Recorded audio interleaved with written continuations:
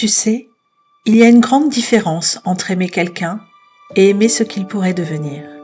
Combien de fois sommes-nous tombés amoureux, non pas de la personne qui se tient là, devant nous, mais de l'image qu'on se fait d'elle, de ce qu'elle pourrait être si seulement elle changeait, si seulement elle guérissait, si seulement elle osait.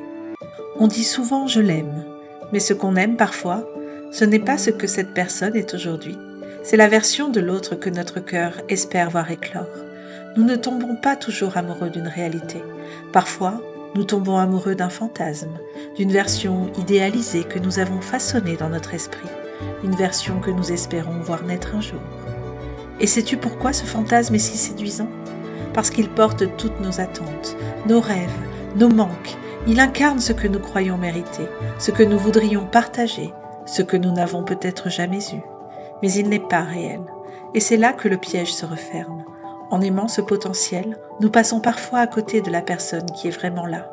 Parfois, si l'on fantasme autant le potentiel de l'autre, c'est parce qu'au fond, cela nous rassure.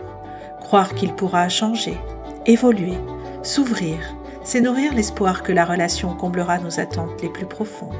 C'est aussi une façon de se protéger, plutôt que d'affronter la réalité telle qu'elle est, parfois décevante, imparfaite ou frustrante.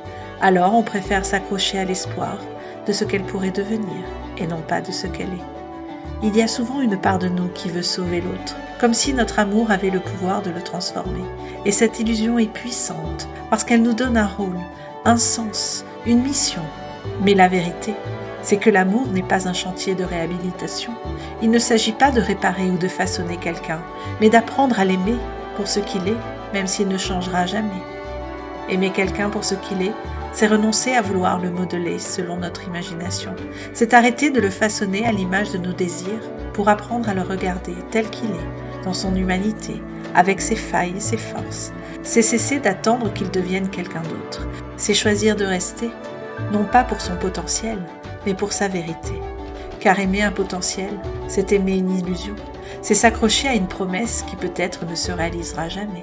Alors pose-toi cette question essentielle. Est-ce que j'aime cette personne pour ce qu'elle est, maintenant, aujourd'hui, avec ses imperfections, ses retards, ses blessures ? Ou est-ce que j'aime l'idée que je me fais d'elle ? Parce qu'aimer un potentiel, c'est souvent changer l'autre. Aimer quelqu'un, vraiment, c'est l'accompagner dans ce qu'il choisit de devenir, mais sans jamais conditionner notre amour à ce changement. Et peut-être que la plus belle preuve d'amour, c'est justement celle-ci. Regarder l'autre dans son imperfection et dire « je t'aime comme ça », sans projet, sans plan, sans futur imaginé.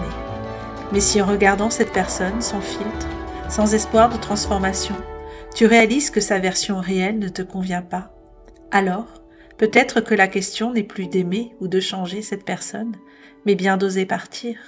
Parce qu'aimer vraiment, c'est aussi avoir le courage de reconnaître, lorsqu'on n'aime plus la réalité, qu'il est temps de s'en aller.